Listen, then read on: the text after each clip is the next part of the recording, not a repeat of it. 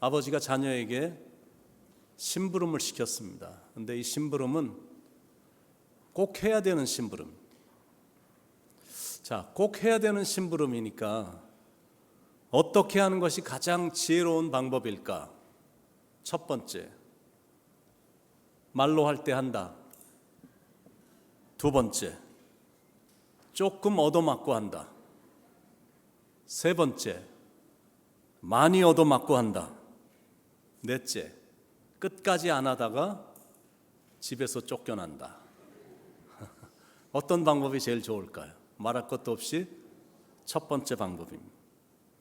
그런데 첫 번째 방법대로 하지 못하고 살아가는 현실이 바로 우리의 현실이 아닐까 생각합니다.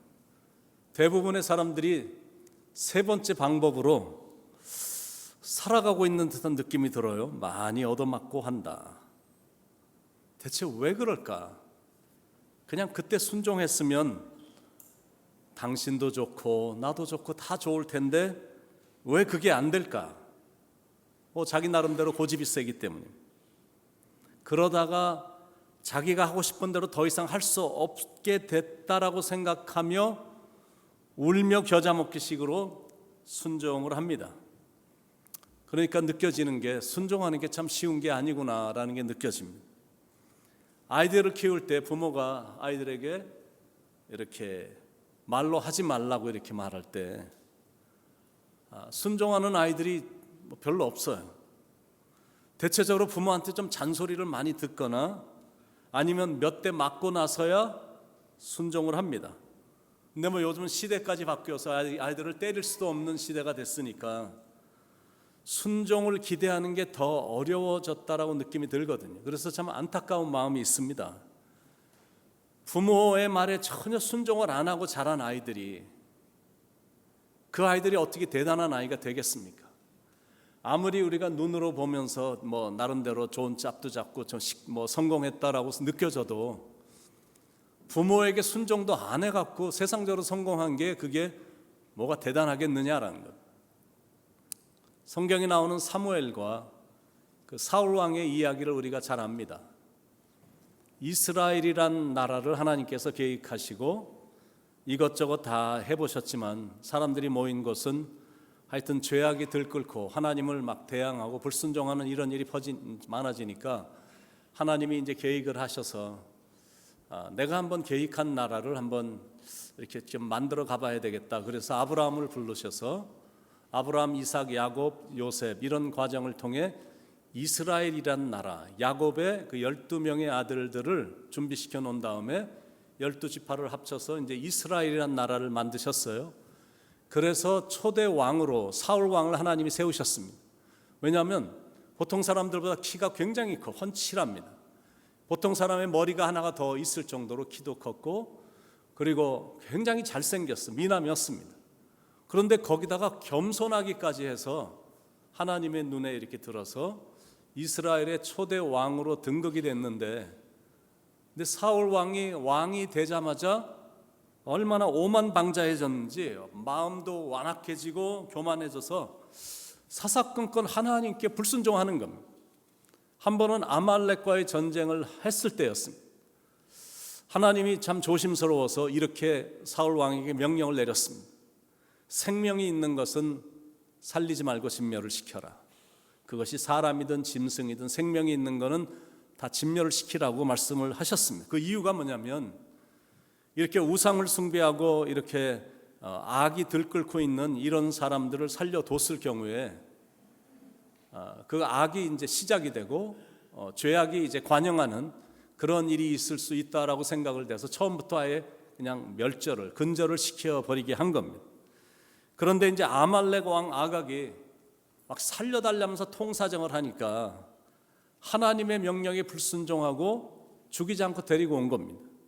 그리고 살찌고 좋은 양, 그리고 살이 찌고 좋은 소를 죽이지 않고 불순종해서 끌고 온 겁니다. 하나님이 그 일을 보시고 진노를 하셔서 사무엘 선지자를 통해서 이렇게 말씀을 하셨죠. 사무엘상 15장 17절로 21절에 사무엘이 이르되 왕이 스스로 작게 여길 그때 이스라엘 지파의 머리가 되지 아니하셨나이까? 여호와께서 왕에게 기름을 부어 이스라엘 왕을 삼으시고 또 여호와께서 왕을 길로 보내시며 이르시기를 가서 죄인 아말렉 사람을 진멸하되 다 없어지기까지 치라 하셨거늘 어찌하여 왕이 여호와의 목소리를 청종하지 아니하고 탈취하게만 급하여 여호와께서 악하게 여기시는 일을 행하였나이까? 사울이 사무엘에게 이르되 나는 실로 여호와의 목소리를 청종하여 여호와께서 보내신 길로 가서 아말렉 왕 아각을 끌어왔고 아말렉 사람들 진멸하였으나 다만 백성이 그 마땅히 멸할 것 중에서 가장 좋은 것으로 길갈에서 당신의 하나님 여호와께 제사하려고 양과 소를 끌고 왔나이다 하는지라. 이렇게 이제 얘기를 하는 겁니다. 사람은 자기 잘못자 시인 안 하거든요. 어떻게 해서든지 자기가 그렇게 한 것에 대해서 자꾸 이렇게 합리화시키는 것을 사람들이 의외로 잘합니다. 자기가 욕심이 나서 살찐 소, 살찐 양들을 다 이렇게 데리고 와놓고 그건요 제일 좋은 것으로 하나님 여호와께 제사하려고 끌고 왔다라고 지금 합리화시키면서 지금 변명하는 거거든. 그것도 자기가 섬기는 하나님이 아닌 그 상대방의 마음을 사로잡기 위해서 당신의 하나님께 제사를 드리려고 이렇게 위기를 모면하려고 지금 하는 겁니다. 그때 사무엘이 이런 유명한 말을 했습니다. 사무엘상 15장 22절로 23절 사무엘이 이르되 여호와께서 번제와 다른 제사를 그의 목소리를 청종하는 것을 좋아하신 같이 좋아하시겠나이까? 순종이 제사보다 낫고 듣는 것이 순양의 기름보다 나으니 이는 거역하는 것은 점치는 죄와 같고 완고한 것은 사신 우상에게 절하는 죄와 같음이라. 왕이 여호와의 말씀을 버렸으므로 여호와께서 왕을 버려 왕이 되지 못하게 하셨나이다 하니. 여러분 이렇게 보면 순종하는 것 같은데 불순종이 있습니다. 그리고 순종을 하긴 하는데 완전한 순종이 아닌 게 참 많아. 예를 들면 자기도 손해볼 게 없는 거야. 그러니까 순종을 하는 거거든. 이건 엄밀히 말해서 순종이 아닙니다. 뭐 그걸 해도 손해볼 게 없으니까 참 어려운데 그냥 순종하지 뭐 이렇게 척하는 적이 있다니까요. 그러면 진짜 순종이란 게 무엇일까? 온전한 순종이란 게 무엇일까? 진짜 순종이란 거는 앞뒤를 재지 않는 게 진짜 순종입니다. 이거는 내가 이 순종하면 내가 손해볼 게 분명한데 눈을 이렇게 불을 보듯이 뻔한데 그리고 이건 말도 안 되는 건데 하나님의 명령이니까 앞뒤 재지 않고 그냥 순종해버리는 거예요. 왜냐하면 내 삶의 주권이 더 이상 내게 있지 않고 하나님께 있음을 인정하는 거니까 당연히 하나님이 하시는 말씀에는 그냥 온전히 따르는 거예요. 그러니까 내가 하나님을 100% 신뢰하지 못하면 순종이란 건 가능하지 않은 겁니다. 100세의 아들을 얻었어요. 이거는 있을 수 없는 일인데 100세가 된 나이에 아들을 얻었으니 막 눈에 집어넣어도 아프지 않을 너무너무 괜찮은 아들이 태어났고 건장하게 성장을 해서 얘는 이제 바라볼 때마다 가슴에 감격이 막 떠오르면 막 나오는데 그런데 100세에 얻은 아들 이삭을 모리아 산으로 데려가서 번제물로 바치라라고 하나님이 명령을 하신 겁니다. 근데 그때 아브라함은 앞뒤를 죄는 것도 없이 그 명령에 절대 순종했거든요. 80이 된 모세를 하나님이 부르셔서 떨기나무에서 타는 그 불 속에서 모세를 부르셨거든요. 그리고 일을 맡기신 겁니다. 너는 이제부터 출애굽의 사역을 감당하고 그리고 가나안까지의 그 긴 여정을 이 많은 백성들을 인도하라는 사역을 주시면서 명령을 하셨습니다. 그때 모세는 그 명령에 절대 순종을 했거든요. 그러니까 진짜 순종이라는 거는 이렇게 하나님이 원하시는 거를 앞뒤 재지 않고 그냥 하는 거예요. 그래서 말씀도 우리가 듣는 거고 그리고 말씀도 읽는 거고 성경 공부도 하는 겁니다. 그 하는 이유가 뭐냐면 하나님의 말씀에는 내가 온전히 순종하는 사람이 되기 위해서 내가 말씀을 어떤 방법을 통해서 접하는 거거든요. 그래서 여러분들이 이렇게 메시지를 듣습니다. 그리고 집에 가면 성경을 여러분이 개인적으로 읽어. 그런 다음에 성경이 들릴 때마다 내가 읽을 때마다 내 마음에 you get convicted, 막 감동이 되는 거예요. 거기까지는 잘 왔는데 그 다음은 그냥 무시를 해버리는 거예요. You don't do anything. 아무것도 안 하는 거예요. 그리고 어떨 때는 막 자기가 안 하는 이유를 합리화를 막 시키면서 많은 모든 변명을 만들어내는 거거든. 참 맞는 말이긴 한데요. 그런데 솔직히 말씀드려서 참 하고 싶죠. 근데 제 현실하고는 좀 안 맞네요. 그러면서 그 다음 단계로 못 들어가는 것. 성경은 분명히 내가 들은 거 하나님의 명령이라고 생각되면 하라고 말씀하고 있거든. 근데 안 하는 거예요. 그러니까 사탄도 이렇게 팔짱을 끼고 열심히 하나님의 말씀을 듣는 사람들을 보면서 절대 마음에 요동도 없는 겁니다. 혼자 막 성경을 열심히 읽을 때도 뭐 긴장도 안 해. 하나님의 말씀도 듣고 은혜도 받고 하나님의 말씀을 읽으면서 마음에 막 감동도 되는데 사탄은 아무런 요동도 없는, 흔들림도 없어. 불안해하지도 않아. 왜냐하면 액션이 없으니까. 내가 은혜까지는 받았는데 그 다음에 말씀 따라 살아가는 것은 안 하는 걸 알기 때문에 전혀 불안해하지 않는 거예요. 그러니까 성경 공부 참여하는 것도 He doesn't mind too much. 별로 뭐 그렇게 괴로워하지 않습니다. 아예 그냥 계속 참석하라는 거야. 성경 공부 열심히 해. Study over and over again. 계속 하라는 겁니다. 그리고 은혜 받았으면 서로 얼싸안고 cry together. 같이 울고 but don't do anything about it. 아무것도 하지 말라는 거예요. 사탄은 정말 믿는 사람들이 액션을 싫어하고 변화되는 거 싫어하고 말씀이 선포됐을 때 그거에 의해서 뭐를 막 하려고 하는 이런 거를 사탄은 너무너무 싫어하는 겁니다. 그러니까 이것만 안 하면 사탄은 전혀 우리를 건드리질 않아요. 세례 요한이 광야에서 계속 선포했던 메시지가 회개하라라는 거였어요. 회개하라, 천국이 가까웠느니라. 근데 예수님이 이제 공생의 사역을 시작하실 때 제일 먼저 하셨던 설교도 회개하라, 천국이 가까웠느니라, 이렇게 이제 설교를 했거든요. 근데 베드로도 마가의 다락방에서 오순절의 경험을 한 후에 그때부터 전했던 메시지가 뭐냐면 변해야 된다라는 겁니다. 회개하고 변화된 삶을 살아야 된다라고 계속 외쳤거든요. Do something, 뭘 좀 하라라는 거예요. 누가복음 18장에 보면 부자 관원이 나옵니다. 부자 관원하고 예수님하고 이렇게 개인적으로 만나게 되고 둘이 이제 대화하는 장면이 누가복음 18장에 나오는데 이 부자 관원이 예수님께 와서 I wanna follow you. 나는 당신을 따라가길 원합니다. 그리고 I want eternal life. 저는 영생을 얻기 원합니다.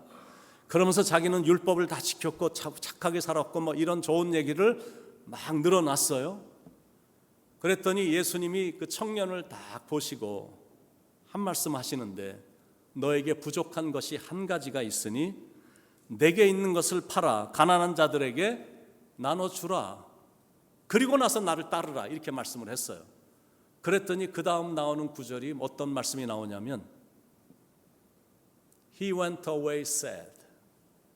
이 부자 관원이 근심하며 집으로 돌아갔다라고 되어 있어요.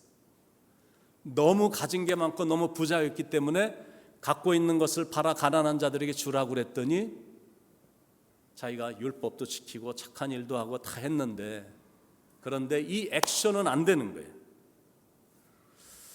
그때 예수님이 하셨던 의미심장한 말이 있습니다. 재물이 있는 자는 하나님의 나라에 들어가기가 얼마나 어려운지 낙타가 바늘기로 들어가는 것이 부자가 하나님의 나라에 들어가는 것보다 쉬우니라. 이러면서 누가복음 18장이 맞춰집니다. 그런데 누가복음 19장이 되면서 그 유명한 삭개오라는 사람이 등장을 합니다. 1절부터 등장을 해요. 그런데 삭개오에 대한 소개를 하면서 이렇게 1절에서 2절에서 소개를 합니다. 삭개오라 이름하는 자가 있으니 세리장이요 또한 그는 부자라. He was rich. 그런데 이렇게 부자가 뽕나무에 올라가서 예수님을 참 만나고 싶어서 이렇게 서 있는 모습을 보시고 예수님이 감동하셔서 삭개오야 내려와라. 나 오늘 밤에 너희 집에 유하고 싶구나. 그래서 이제 삭개오의 집에 가서 서로 은혜로운 얘기를 나누게 되고 예수님이 하신 말씀을 듣고는 삭개오가 감동을 해서 8절 9절에 보니까 이제 이런 약속을 합니다. 삭개오가 서서 주께 여짜오되 주여 보시옵소서 내 소유의 절반을 가난한 자들에게 주겠사오며 만일 누구의 것을 속여 빼앗은 일이 있으면 내 갑절이나 갚겠나이다. 자, 여기 지금 두 명의 부자가 나와 있어. 얼마나 둘이 차이가 있습니까? 한 부자는 말씀을 듣고 은혜와 감동은 받았는데 가진 것이 너무 많아서 그 말을 듣고 근심하며 집으로 갔다라는 거예요. 그런데 삭개오는 그 말씀을 듣고 감동을 받아 가난한 자들과 나눌 결심을 했다라는 거예요. 그 깊은 마음을 보자 예수님께서 오늘 구원이 이루었으니 이 사람도 아브라함의 자손이로다. Salvation came to this house 라며 이렇게 기뻐하셨거든. 액션이 중요한 말씀을 들었으면 그거에 따른 순종이 있어야 됨을 지금 말하시는 거거든요. 여러분 각 교회들마다 성경 공부와 제자 훈련하는 교회들이 얼마나 많습니까? 한국 교계에 제자 훈련을 거의 처음 시작했다라고도 말할 수 있을 정도로 제자 훈련에 미쳤던 그 사랑의 교회 옥한원 목사님이 계신데 아직 사랑의 교회를 9명으로 시작해서 새벽 5시 반부터 밤 11시까지 매일같이 그리고 그분의 이 제자 훈련 강의를 들으신 분들이 목사님들만 거의 2만 명입니다. 2만 명의 사람들을 제자 훈련을 시켜서 각 교회마다 제자 훈련을 심도록 가르치신 분입니다. 5시 반부터 밤 11시까지 제자 훈련에 미쳤다고 할 정도로 제자 훈련을 열심히 하셨는데 그래서 3만 명으로 교회가 커졌는데 그분이 이제 목회를 다 내려놓고 지나간 목회를 돌아보며 내린 결론입니다. 나는 5%도 못 건졌다. 이렇게 머리만 키웠다라는 겁니다. 액션이 없었다라는 거예요. 아주 안타까워하시며 그러다가 몇 년 전에 하나님의 부르심을 받으셨는데 그러니까 내가 아무리 배워도 액션이 따라오지 않으면 부패한 본성의 변화가 일어나지 않으면 성령님이 역사하지 않으면 그냥 나는 열성만 있는 거야. 그리고 내가 열심히 있었기 때문에 열심히 해서 참석을 많이 했기 때문에 아는 게 좀 많아지고 머리만 커진 거거든요. 제가 이번 주 외부에 있는 어떤 부부와 좀 식사를 했습니다. 지난주에 그 아틀란타 시리를 아는 분이 호텔을 좀 좋은 호텔을 해줘서 한 며칠 좀 쉬고 왔다 그러시면서 그래서 아틀란타군 제가 시리는 가본 적이 없어. 거긴 뭐 하는 곳이죠? 어떤 분위기입니까? 했더니 이제 그분이 해주시는 겁니다. 미국에 이민 오신 한국 분들이 열심히 돈을 굉장히 많이 벌었는데 아틀란타 시리에 가서 돈을 다 날린 탕진한 사람들이 숫자가 수백 명, 수천 명, 수도 없이 많다라는 거예요. 그러니까 돈을 다 도박으로 날렸으니까 막 도는 겁니다. 막 미쳐버리는 거예요. 그러다가 결국 폐인이 되고 가정은 완전히 파탄이 되는 거거든요. 그런데 파탄이 난 도박으로 파탄이 난 그 사람들 중에 교인들도 얼마나 많았겠느냐라는 거예요. 대체 왜 그런 일을 할까? 그게 나쁜 일인 걸 알면서도 왜 그런 행동을 저지를까? 왜 말씀은 열심히 들어놓고 왜 말씀대로 행하며 살지를 못할까? 그러니까 말씀에 순종한다는 것이 참 쉽지 않구나라는 게 느껴지는 겁니다. 팬데믹 시작되면서 제가 온라인 설교를 거의 매일 했거든요. 제 자신도 말씀 속에 깊이 들어갈 수 있어서 하루에 한 장 여러분들에게 나름대로 묵상한 것을 전달해 드리고 팬데믹 기간 동안 한 3년 이렇게 계속 했어요. 그런데 제 자신에게 이런 반문이 나옵니다. 너는 얼만큼 말씀을 전한 만큼 순종했느냐? 이런 게 저에게 주는 도전이에요. 말씀을 많이 연구했고 말씀을 그렇게 매일같이 전했는데 하나님의 말씀을 전한 그 내용대로 얼만큼 너는 순종했고 실천했느냐라는 도전이 와서 힘이 쭉 빠지는 그런 분위기는 있습니다. 그러니까 말씀을 내가 접했어도 순종이 안 되면 why? 왜 안 되느냐라는. 여러분 정치인들을 보면 누구 할 것 없이 말을 너무 잘하잖아. 나와서 그냥 마이크만 붙잡으면 막 모터 달린 사람들처럼 말들을 얼마나 잘하는지 몰라. 근데 대체적으로 only saying입니다. 거의 말뿐이 없어요. There is not much doing. 별로 하는 게 없어요. 말을 잘합니다. 그런데 교회 안에도 혹시 믿는다는 사람들이 말만 많은 것이 아닌가? 교회를 시끄럽게 만드는 교인들도 교회 안에 꽤 있잖아요. 교회가 어려움을 당하고 있고 교회를 다 오시는 성도님들이 상처받는 것을 다 알면서도 그건 아랑곳하지 않은 채 다투고 싸우는 일들이 교회 안에 있잖아요. 그거는 말씀을 내가 읽지 않아서도 아니고 말씀을 전혀 듣지 않아서도 아닙니다. 액션이 없는 거예요. 오비디언스, 실천이 없는 거예요. 순종이 없기 때문에 그렇습니다. 내가 순종이 없다라는 거는 하나님에 대한 신뢰가 없다라는 거고 하나님에 대한 두려움이 전혀 없는 겁니다. 내가 하나님을 정말로 100% 신뢰하고 하나님에 대한 그 존재가 두려움이 대상이 되면 하나님은 정말로 위대하시고 크시고 이런 어떤 그 믿음의 마음이 있으면 순종이 안 되는 게 이상한 건데 순종이 없는 건 그러니까 내가 하나님도 신뢰가 안 되고 하나님 두려움이 없는 거예요. 그러니까 순종을 못 하는 거예요. 그저 말씀은 들었어. 좋았어. 근데 나는 여전히 내 길을 가겠다라고 고집하는 거거든요. 순종이란 게 뭐냐면 나를 부르신 그분에 합당하게 사는 삶의 방식이 순종인 겁니다. 그러니까 내가 온전한 순종을 한다는 게 쉬운 건 아닌 겁니다. 그러나 그래도 해야 되는 거예요. 주님 말씀하시면 내가 나아가리다. 주님 뜻이 아니면 이것이 내가 아무리 좋아 보이고 좋게 느낌이 좋아도 거기서 딱 멈춰 서는 거 그거예요. 그런데 이게 가능하냐라는 거예요. 내가 지금 하고 있는 게 진짜 좋은데 하나님이 싫다고 그거 멈추라 그러면 멈출 수 있냐라는 거예요. 진짜 순종할 수 있냐라는 거예요. 근데 제가 말씀하는 포인트는 뭐냐면 무조건 순종하라는 게 아니라 하나님의 뜻일 때 순종하라라는 거예요. 말씀하신 대로 그대로 행하는 것 그게 순종입니다. 하나님의 생각 앞에 내 생각을 내려놓고 하나님의 뜻 앞에 내 뜻을 버리고 하나님의 판단 앞에 내 판단을 버리는 것 그게 온전한 순종이다라는 거예요. 그러니까 온전한 순종을 하는 게 이게 쉬운 게 아닙니다. 내가 이제 순종해야지 순종하기로 결심한 순간 순종이란 것이 쉽지 않구나라고 깨닫게 될 정도로 순종하는 게 쉬운 건 아닙니다. 성경에 보면 참 쉽지 않은 순종한 사람들이 있죠. 호세아, 구약에 나오는 호세아 선지자는 하나님의 명령이 떨어졌어요. 너는 가서 창녀 고멜하고 결혼하라라는 겁니다. 이게 말이나 되냐라는 거죠. 나도 내 인생이 있는데 알지도 못하는 몸을 팔았던 여자를 아내로 데리고 오라라고 하나님이 명령하시는 거예요. 그런데 호세아 선지자는 하나님의 명령에 순종해서 데리고 온 겁니다. 근데 데리고 왔는데 아니나 다를까 계속 나가서 바람을 피는 겁니다. 그러면 또 데리고 와서 참고 데리고 와서 아내로 같이 사는 거예요. 근데 좀 있으면 또 나가서 이번에는 막 임신까지 해갖고 그 사람하고 살고 있는 겁니다. 근데 하나님의 명령은 계속 데리고 와라, 데리고 와라, 또 데리고 와. 근데 이번에는 또 나가갖고 아주 센 포주를 만나갖고 이제는 완전히 묶여버린 거예요.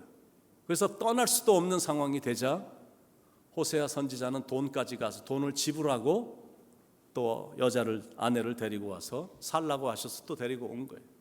물론 그 깊은 뜻에는 이스라엘 백성들이 하나님 앞에 이렇게 영적으로 간음하고 그러나 하나님은 또 데리고 오고 용서하시고 이거를 이스라엘 백성들에게 보여주시기 위해서 호세아 선지자에게 그런 방법을 취하게 하신 거지만 호세아 선지자는 하나님의 마음을 읽고 정말 순종했거든요. 참 쉽지 않은 겁니다. 아모스 선지자는 뽕나무를 기르며 평범하게 목장을 운영하던 그냥 유다 사람이었습니다. 근데 하나님이 북이스라엘로 가서 메시지를 전하라고 하자 그곳에 가서 굉장히 구박을 많이 받았지만 하나님의 명령이었기 때문에 말씀을 전했습니다. 이런 게 바로 온전한 순종이라는 거예요. 나는 하기 싫은데 하라고 하는 거니까 그걸 순종하는 건 쉽지 않죠.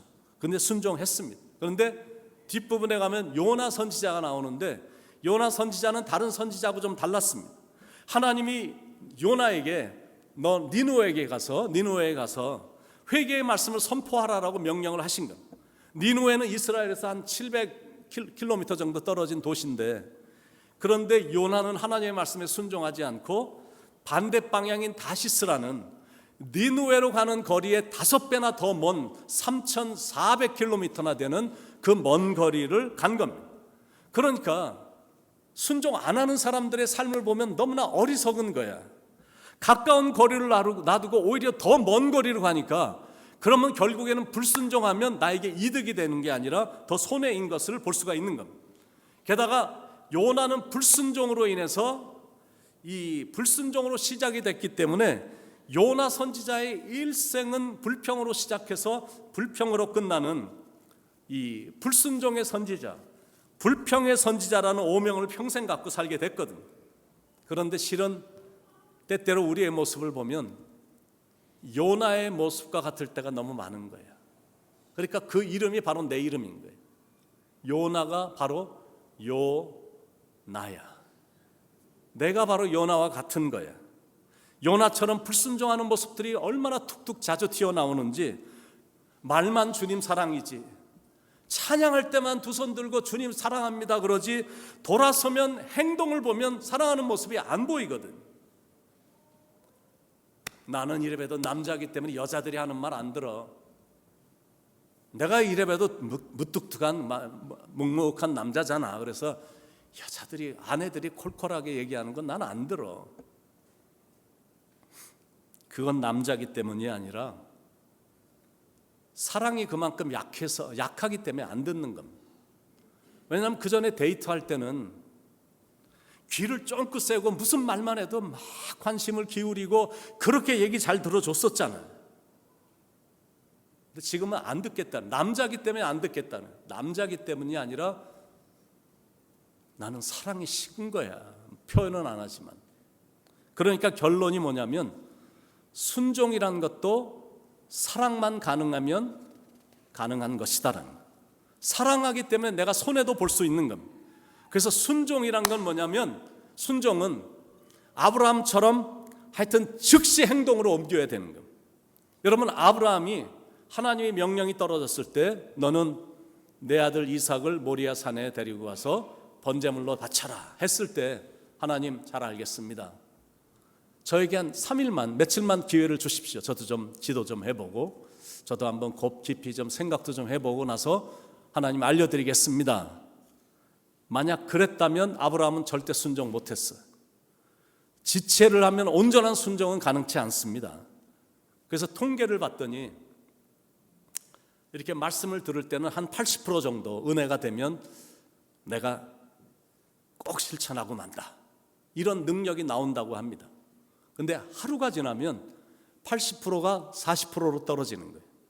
이틀이 지나면 20%만 남아. 3일이 지나면 내가 은혜 받았던 그 내용도 기억도 안 날 정도로 다 잊어버린다라는 통계입니다.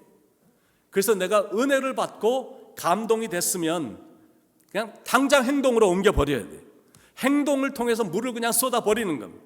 그러면 처음에는 정말 어렵다라고 느껴지지만 점점 갈수록 많이 쉬워지고, 그리고 시간이 갈수록 굉장히 쉬워집니다. 마치 큰 돌을 굴릴 때 처음에는 힘이 들지만 한번 탄력을 받으면 그 돌이 잘 굴러가는 것처럼, 우리의 습관도 처음에는 어렵지만 하다 보면 순종의 사람이 돼서 수월해진다는. 그러니까 내가 말씀을 듣고 말씀을 읽고 말씀을 묵상하다가 내가 마음에 감동이 되면 그냥 지체하지 말고 그 즉시 실천해버려야 된다는. 왜냐하면 당장 실천하는 만큼 성취할 수 있는 확률이 높아지기 때문에 그렇습니다.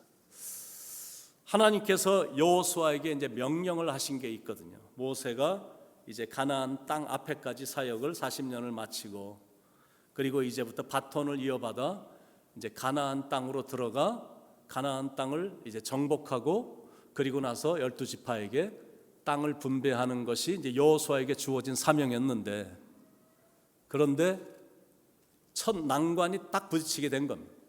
여리고 성이 얼마나 견고한 성인지, 얼마나 큰지, 그리고 성이 두 겹으로 되어 있어서 그 성을 정복해야만 이제 그때부터 이제 가나안 땅에 이 정복 사역이 시작할 수가 있는데, 큰 성이 딱 가로막혀 있는 겁니다.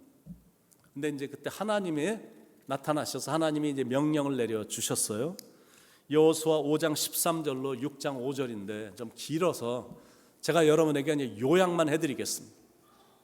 너는 백성들에게 여리고 성을 매일 하루에 한 바퀴씩 돌게 하라. 그러니까 여리고성이 굉장히 한 바퀴 돌기도 좀 시간은 많이 걸리긴 하지만 그래도 한 바퀴만 딱 돌라고 그러는 거예요. 그것도 6일 동안 그렇게 하라라는 거예요. 그 다음에는 제사장 7은 7 양각 나팔을 잡고 언약궤 앞으로 나아갈 것이며, 그리고 7째 날이 딱 되면 여리고성을 7번을 돌라, 한 번씩 돌았던 그것을 7째 날에는 7번을 돌으라라는 거예요. 제사장들은 그때 나팔을 불 것이며, 제사장들이 나팔을 불어 나팔 소리가 들리면 백성들은 일제히 큰 소리로 외치라. 그러면 성벽이 무너지리라. 이렇게 지금 말씀을 하시는 거예요. 아니 이게 말이나 되냐라는 겁니다.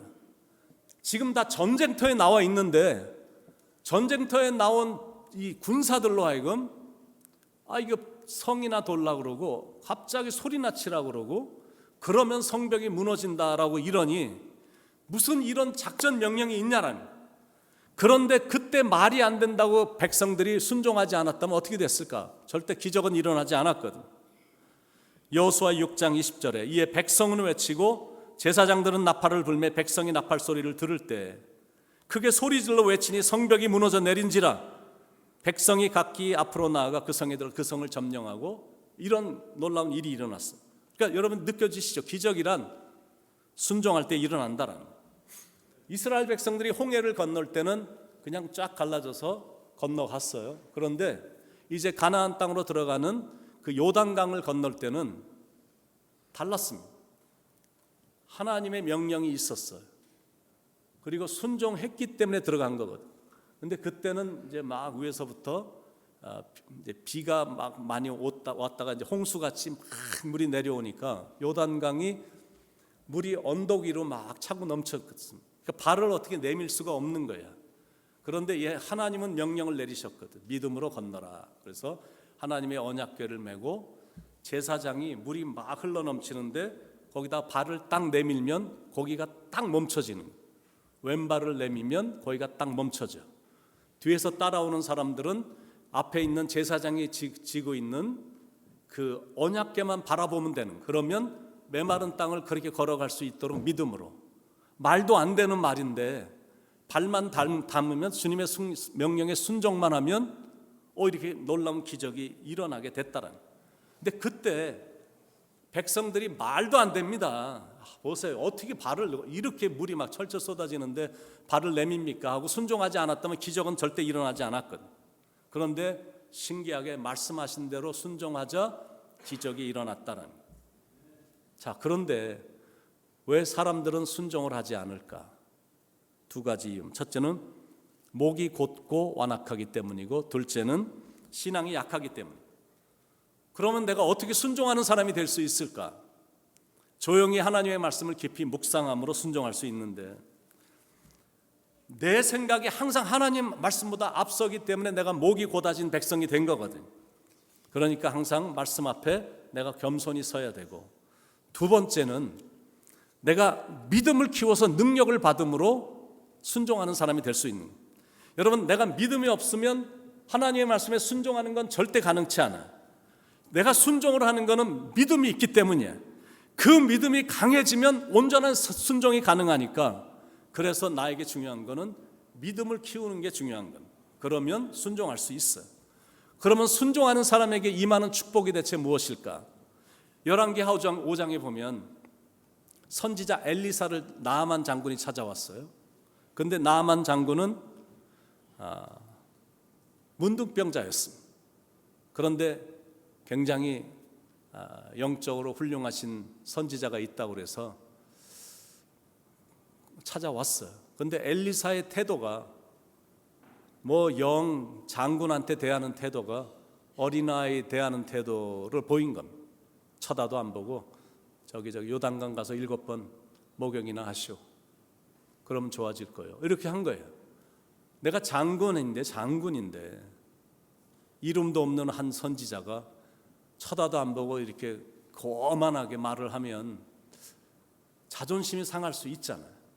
근데 그때 그 사람이 가서 불순종하고 가지 않았다면 절대 문둥병은 회복되지 않았어요. 그런데 somehow 갔어요. 말한 대로 7번 목욕을 했더니 피부가 갑자기 어린아이 피부처럼 아주 깨끗해진 겁니다. 순종하면 놀라운 역사가 있습니다. 요한복음에 나오는 예수님이 첫 번째 일으키셨던 그 기적의 스토리, 가나의 혼인잔치에서 물을 항아리에 아기까지 채워서 연회장에 갖다 주라고 명령하신 그 예수님의 말씀에 하인들이 전혀 순종하지 않았다면 그날 절대 물이 포도주로 바뀌는 역사는 일어나지 않았다라는 거예요. 근데 순종을 했더니 채워지고 치유되는 축복이 임하게 됐다라는 거죠. 순종하면 이런 복이 있다라는 거예요. 자, 순종에 대한 마지막 질문입니다. 여러분은 아직도 순종이 어렵다라고 생각하십니까? 자, 그러면 하나님은 대체 뭐라고 말씀하실까? 이게 이제 중요한 거예요. 하나님은 순종에 대해서 뭐라고 말씀하실까?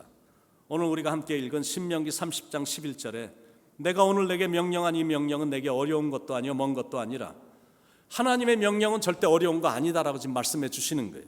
그러니까 순종하는 것도 그리 어려운 거 아니다 지금 말씀해 주셔요. 격려해 주시는 거예요. 순종이 어렵지 않은 첫 번째 이유를 이렇게 말씀하십니다. 신명기 30장 12절 13절 하늘에 있는 것이 아니니 내가 이르기를 누가 우리를 위하여 하늘에 올라가 그의 명령을 우리에게로 가지고 가서 우리에게 들려 행하게 하려 할 것이 아니요 이것이 바다 밖에 있는 것이 아니니 내가 이르기를 누가 우리를 위하여 바다를 건너가서 그의 명령을 우리에게로 가지고 와서 우리에게 들려 행하게 하려 할 것도 아니라 하늘에 있는 것 아니다라는 거예요. 그러니까 너무 높이 있는 거 아니다라는 거예요. 하늘에까지 가서 물어볼 필요도 없고 이런 이 지역 저 지역 다니면서 물어볼 필요도 없다라는 거예요. 왜냐하면 순종하는 거 그리 어렵지 않기 때문이다. 첫 번째 이유예요. 두 번째, 순종이 그리 어렵지 않은 이유, 하나님의 말씀입니다. 신명기 30장 14절에 오직 그 말씀이 내게 매우 가까워서 내 입에 있으면 내 마음에 있은즉 내가 이를 행할 수 있느니라. 그 멀리 있는 것 아니야. 바로 내 입에 내 마음에 있어. 그러는 거예요. 그리고 네 안에는 예수님이 계시기 때문에 난 예수로 충만한 내 마음이 예수님으로 충만하기 때문에 충분히 순종할 수 있도록 분명히 힘을 주고 이끌어 주신다라는 겁니다. 예수님도 순종하셨잖아요. 모든 일에 아버지 하나님 아버지께 순종했어요. 그리고 마지막까지 하나님 아버지의 뜻에 순종해서 십자가의 길을 가심으로 우리에게 구원의 길을 열어 놓아 주셨거든요. 만약 그때 예수님이 순종하지 않으셨다면 우리는 정말 소망이 없는 존재가 됐습니다. 그런데 예수님이 하나님 아버지의 말씀에 순종했기 때문에 우리가 이런 복을 받게 됐다라는 거예요. 그 순종의 미덕을 우리는 예수님을 통해서 배우는 겁니다. 이 세상에서 가장 유익한 덕목은 순종입니다. 이 세상에서 가장 강조되는 덕목도 순종입니다. 그런데 이 세상에서 제일 소홀히 여김을 받는 것이 애석하게도 순종이라는 덕목이 아닐까 생각이 듭니다. 생각외로 사람들이 순종 잘 안 해. 대충 거칠애로 순종하는 척은 하는데 그거 온전한 순종 아니거든. 그런 사람들에게는 세상에서도 일 시키기 힘듭니다. 순종 안 해. 일하라고 해서 순종 안 해. 그런 사람에게 뭘 맡기고 일을 시키겠어. 돈 조금 주면 마지못해서 조금 주니까 그냥 하는 척하지만 그런 마음을 가진 사람에게 일 시키는 사람 별로 없을 거거든. 그러니 하나님도 그런 사람들에게는 일을 맡길 수가 없는, 순종 안 하는 사람들에게는 이 중요한 이 일, 사역을 절대 맡길 수가 없는 거예요. 순종은 내가 하나님을 진실로 사랑하고 하나님을 신뢰하면 충분히 할 수 있어. 주님 말씀하시면 내가 나아가리다. 주님 뜻이 아니면 내가 멈춰 서리다. 나의 가고 서는 것 주님 뜻에 있으니 뜻하신 그곳에 나 있기 원합니다. 주님 이끄시는 대로 제가 순종하며 살겠습니다. 여러분이 그런 마음으로 나가신다면 하나님은 너무 기뻐하셔서 중요한 일 맡기실 거고 여러분 삶이 기적으로 가득 찬 인생이 될 줄로 분명히 믿습니다.